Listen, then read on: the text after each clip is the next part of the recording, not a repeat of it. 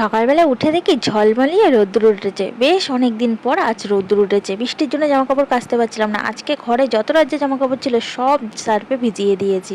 তারপরে চলে এলাম নিচের ঘরে। নিচের ঘরে এসে বিছানাটা ভালো করে গুছিয়ে নিলাম ঝেড়ে। তারপরে ঘরের সব জিনিসপত্রগুলো ঝাড়পোছ করে নিলাম। ভীষণ ধুলো পড়েছিল, আর বৃষ্টি হলেই তো ঘরের জিনিসপত্রগুলো সব কেমন একটা হয়ে যায়।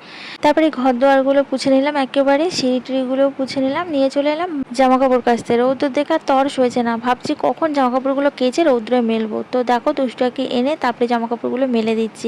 আজকে যদি সারাদিন এরকম রোদ্দুর হয় তো জামাকাপড়গুলো সব শুকিয়ে যাবে। আর কি সুন্দর লাগছে না আকাশটা, পুরো মেঘগুলো ভেজা তুলোর মতো। তো যাই হোক, এখানে বসে পড়েছি মোচা নিয়ে। বাবা মোচা নিয়ে এসেছিলো, তো মোচাটা কেটে ধুয়ে তারপরে রান্না বসিয়ে দিয়েছি। চিংড়ি মাছ দিয়ে মোচাটা করলাম, ডাল করলাম আর আলু সিদ্ধ করলাম। তো এখানে দুষ্টুটাকে খেতে দিয়ে দিয়েছি। তারপরে এই যে আমি খাবারটা বেড়ে নিয়েছি। চলো ভিডিওটা আজকে আমাদের এখানে শেষ করছি। ভালো লাগলে লাইক করো, সবাই ভালো থেকো। জামাকাপড়গুলো তুলে নিয়ে নিচে চলে এলাম।